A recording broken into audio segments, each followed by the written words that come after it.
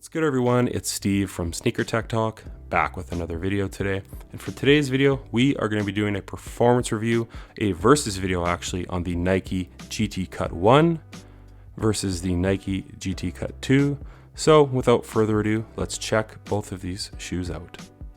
So as far as traction goes on the Nike GT Cut 1, this one does have a semi-translucent outsole, and as you can see here, it does have a multi-directional traction pattern.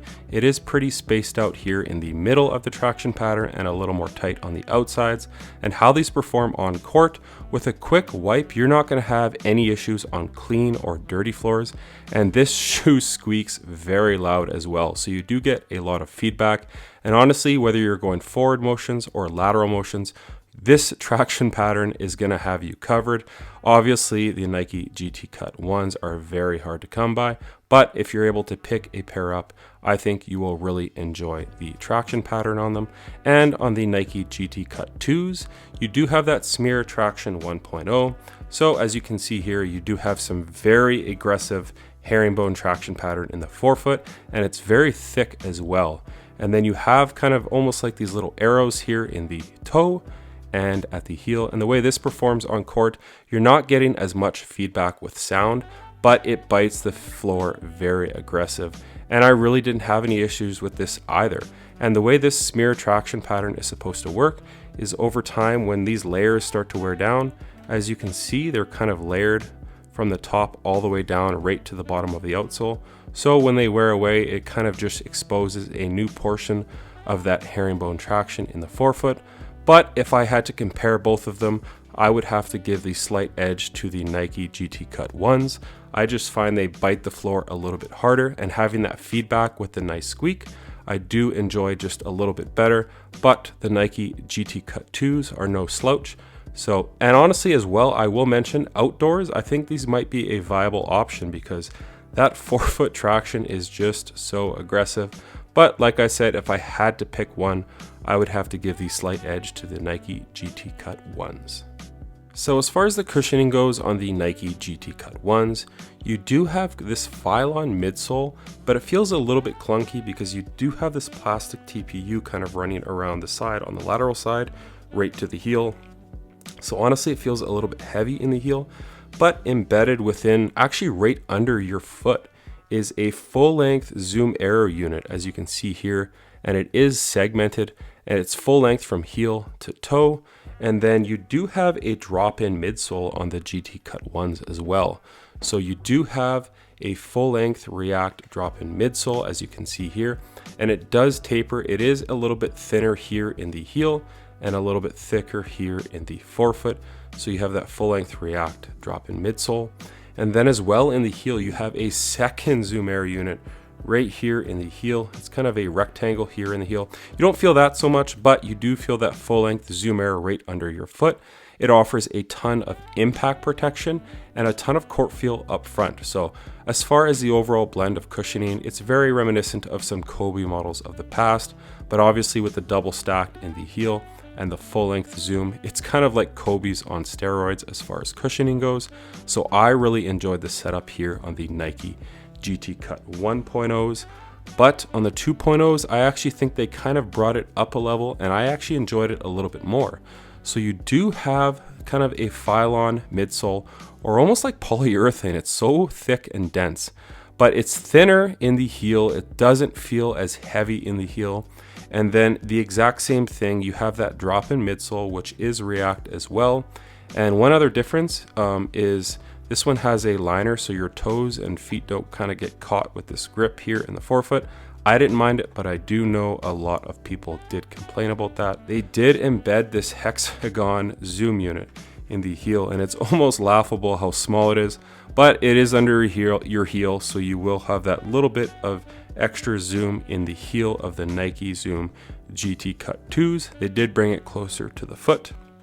And then the same thing, right under that drop-in midsole, you have a full-length Zoom Aero unit. They did kind of cover it with this little kind of fabric material here, but basically it is this bag right here, a full-length Zoom bag right under your foot. So you're getting that impact protection with the blend of court feel here up front. And if I had to pick one as far as what I enjoyed over the other, I would have to give the edge to the Nike Zoom GT Cut 2s. Having that hex zoom unit in the heel, you actually do feel it under your foot, even though it is tiny. And then just the overall material I found to be a little bit softer for the React as well. So as far as the overall impact protection, court feel, and just the way it felt under my foot, I would have to give the slight edge for cushioning on the Nike Zoom GT Cut 2s. So as far as materials go on the Nike Zoom GT Cut 1s, you do have this mesh material that does run from the back of the shoe all the way to the front, and it is kind of an open cell mesh, so it is pretty breathable. And then right here at the forefoot, you do have this neoprene material, which is definitely nice on foot, breaks in very quick, and it runs all the way up the tongue. More or less the same on the medial side, and then some hits of some synthetic suede or nubuck at the back of the shoe. So the overall material usage on these is actually pretty nice. I enjoy them. And then here on the GT Cut 2.0s, you do have a screen mesh, and it is pretty opened up here at the forefoot for some breathability. It's very thin and very pliable. And then at the back of the shoe, you do have some synthetic leather hits at the heel, and then some synthetic leather ribbing here at the heel as well. So overall, I would have to say it's a tie.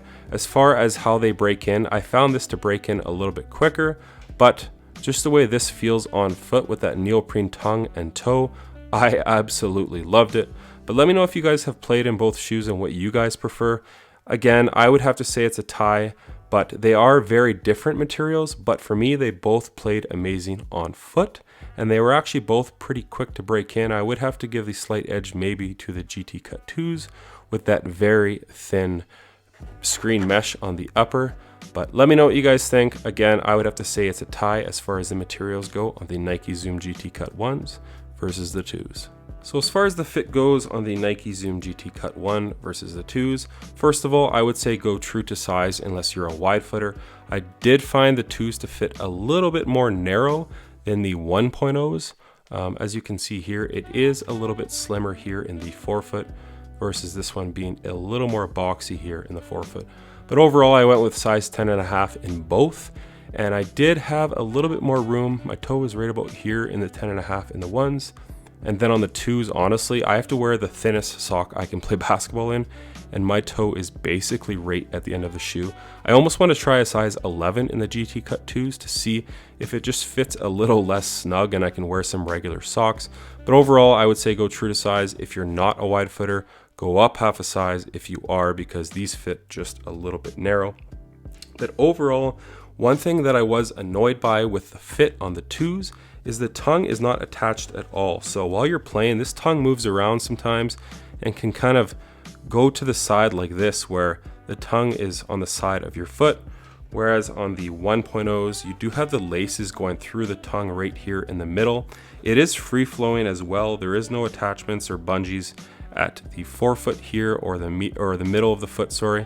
But with the laces going through the tongue, it just stays in place a lot nicer. And honestly, having that neoprene tongue, it makes it just feel a little more plush on foot. So as far as the fit goes, as far as the Zoom GT Cut 1s versus the Zoom GT Cut 2s, I would have to give the edge to the Nike Zoom GT Cut 1s.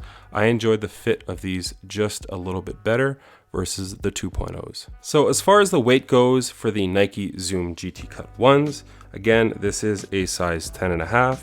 And these come in at 16.35 ounces. So for a low top basketball shoe, that's actually pretty heavy in my opinion.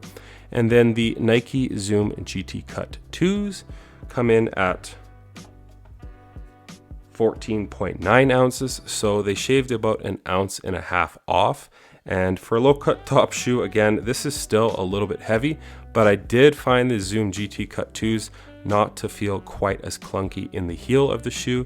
It's not as heavy at the back, but with the ones at the back of the shoe, it is pretty clunky and just heavy at the back of the shoe with all that TPU external wrap and the internal heel counter as well.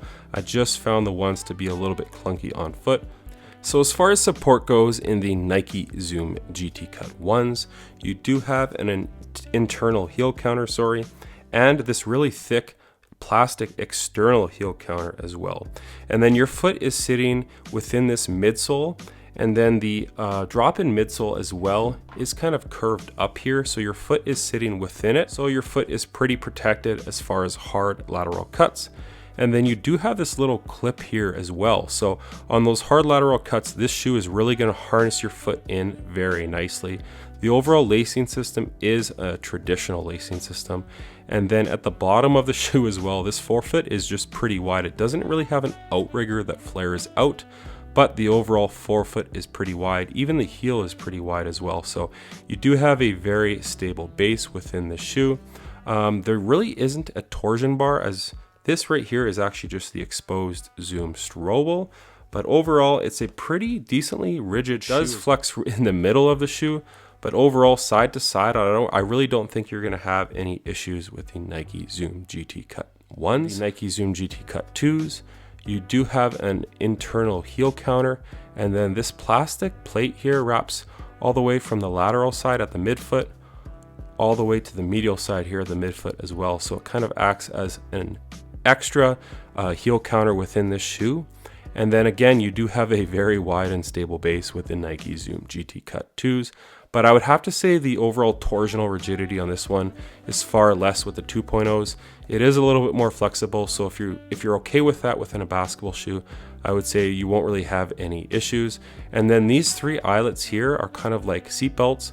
When you really crank them down, they kind of wrap around your foot very nicely. And just this screen mesh as well, it's very strong. And then again, that drop-in midsole on the Nike Zoom GT Cut 2s, you do have those sidewalls kind of protecting your foot on those hard lateral cuts. It's within the housing of this drop-in midsole, and then just the overall materials, and then your foot sitting within this rubber cup outsole that wraps up the side, and then this external plate. You're really not going to have any problems on hard lateral cuts. But like I said, it is a little bit more flexible here in the Nike Zoom GT Cut 2s. But for me, if I had to give a slight edge to one shoe over the other, I would have to give it to the Nike Zoom GT Cut 1s, because for me, I really enjoyed this external clip here on the lateral side. It really did a great job. So that's going to do it for today's video on the versus video of the Nike Zoom GT Cut 1 versus the 2s. Obviously the 1s are almost impossible to come by, especially today. I actually picked a couple pairs of these up right when they released back about a year to 2 years ago, and they were really easy to get right off the bat. But once people started to hear that these were basically a Kobe model, but just a regular Nike basketball shoe, they sold like hotcakes. They were reselling for double or triple the price, and they became impossible to come by. And I just think the overall aesthetics of this shoe as well, I didn't cover that yet, but I think the overall aesthetics of the 1.0s are far greater than the 2.0s. I think these are pretty bland, and I would like to see them kind of go a little bit crazier with the 3s if they're going to make a GT Cut 3, in my opinion. So let me know what you guys think as far as the GT Cut 1s versus the 2s. And if you guys had played in both models, what do you guys prefer? And if I had to pick one over the other, I would have to say I do enjoy playing in the GT Cut 1s over the 2s. But again, the 2s have great cushion, traction. The fit, it's a little bit narrower in the forefoot than the fit in the GT Cut 1s. The material, again, I would have to say it's a toss-up. I really did enjoy that neoprene toe and tongue, but the screen mesh here on the 2.0s is definitely no slouch. But that's going to do it for today's video on the versus video. Let me know if you guys have played in these models, and let me know what you think of both of them. As always, if you guys can like, comment, and subscribe, that helps the channel a ton. And as always, if you guys could check out my Instagram at 23mj88, as it is an extension of my YouTube channel with all my pickups, basketball footage, and nostalgia as a whole. But until next time, peace.